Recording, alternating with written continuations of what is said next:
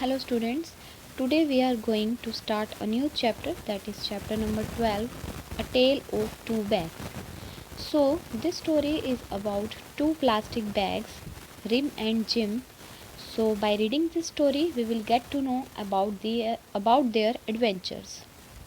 So before starting this, do you know students how harmful plastic bags are for human beings, animals and even for plants? क्योंकि आजकल हम लोग plastic bags का access में use करते हैं और वो बैग्स डीकम्पोज नहीं होते हैं, तो वो हमारी अर्थ को बहुत ज़्यादा हार्म कर रहे हैं. Okay, so let's start reading this chapter. Crank, crank, crank, one after another, the giant machinery was producing ready-made plastic bags. No tailoring, no cutting, no stitching was required. The bags were produced at one go and a terrific speed. Of course, the bags could be burnt but not destroyed, nor could they be even eaten because they were plastic bags. One fine morning, the giant machinery produced two bags, Rim and Jim, who became friends immediately. That means एक giant machinery जो कि plastic bags को produce करती है, वो एक terrific यानी कि हाई स्पीड से प्लास्टिक बैग्स प्रोड्यूस कर रही थी. ऑफ कोर्स प्लास्टिक बैग्स को बर्न नहीं किया जा सकता, ना ही उन्हें डिस्ट्रॉय किया बर्न किया जा सकता है बट उन्हें डिस्ट्रॉय नहीं किया जा सकता और ना ही उन्हें ईट किया जा सकता है because they were plastic bags. तो एक दिन एक मॉर्निंग जाइंट मशीनरी ने टू प्लास्टिक बैग्स प्रोड्यूस किए जिनका नेम था रिम एंड जिम, और वो दोनों बैग्स इमीडिएटली फ्रेंड्स बन गए. Oh Rim, exclaimed Jim as she rolled out of the machinery on a conveyor belt. It is so nice to be born. We must enjoy the life fully. I am really excited to see this world. तो Jim ने rim को कहा कि I am excited to start my new life और हम इस life के adventures को एंजॉय करेंगे. That's nice to hear, Jim, said Rim smiling. So you are looking for adventures, are not you? Oh yes, I am, Rim. Don't you think life is an adventure? So, Rim ने smile करते हुए कहा I am also very excited to looking for adventures and because life is a adventure for all. Yes, it is, but I would like to choose a quiet, contented and a peaceful life, said Rim. Both were packed together and sent to the market.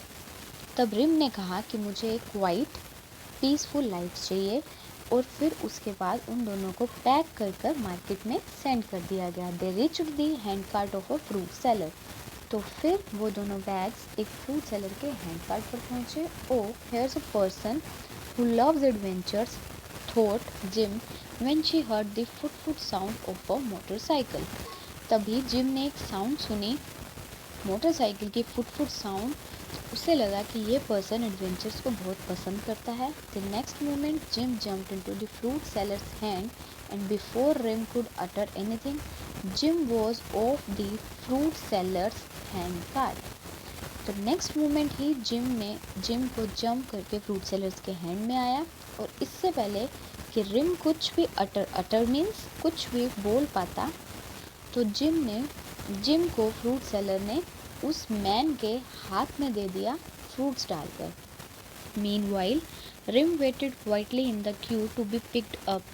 When her turn came, she was handed over to Mira, a conservation-conscious girl. Meanwhile, जिस time पे rim अपनी turn का wait कर रहा था, तभी fruit seller ने मीरा नाम की गर्ल को, जो कि एक कंजर्वेशन कॉन्शियस है, दैट मीन्स जो कि इन्वायरमेंट को सेव करने के लिए प्रोटेक्ट करने वाली गर्ल थी, उसके हाथ में दे दिया. Meera carried her fruits home in Rim. When she reached home she removed the fruits, took Rim and threw her into the basket where several bags of her kind were already present. तो मीरा ने क्या किया, मीरा ने fruits लिए और rim को through कर दिया डस्टबिन में, जहाँ पर रिम को ऑलरेडी काफ़ी सारे सेम काइंड के बैग्स थे. Here Rim began to live a peaceful life among her brothers and sisters. all awaiting disposal. तो रिम उस वेस्ट डस्टबिन में अपने ब्रदर सिस्टर्स मीन्स जो बाकी बैग्स थे उनके साथ अपनी लाइफ को पीसफुली स्पेंड करने लगा और अपने डिस्पोजल का वेट करने लगा. Here are your fruits, Mama, shouted Tony as he threw the fruits on the dining table when he reached home. तभी जो दूसरा बैग था जो कि जिम था, जिम एक टोनी नाम के बॉय के पास था, तो उसने फटाफट वो घर रीच किया और उसने फ्रूट्स को डाइनिंग टेबल पर रख दिया. Okay, keep them in the fridge, Tony shouted his mother from the kitchen. Don't you see, I am busy. तब टोनी की मदर ने क्या कहा? She said, Can't you see that I am busy? तो तुम इन फ्रूट्स को fridge में रख दो. Oh, I have to do this too, shouted Tony. Removed the fruits from Jim and threw her down the table. तो Tony ने क्या किया कि ये भी मुझे करना पड़ेगा और उसने फ्रूट्स को जिम से रिमूव किया और जिम को फ्लोर पर फेंक दिया और फ्रूट्स को फ्रिज में रख दिया. Disheartened at such a short adventure, Jim lay on the floor, keen to leave the house and run into street. तो इस एडवेंचर के बाद जिम काफ़ी डिसअपॉइंट हुआ और वो वेट कर रहा था कि कब उसे थ्रू किया जाए और वो स्ट्रीट्स पर रन कर सके. Suddenly she received a jerk. Lo, it was Tony's mother whose toe had got entangled in the bag and she had fallen down. Suddenly gym जो कि फ्लोर पर था उस बैग के अंदर, जिम बैग के अंदर टोनी की मदर का टो एंटेंगल यानी कि फंस गया और वो नीचे गिर गई.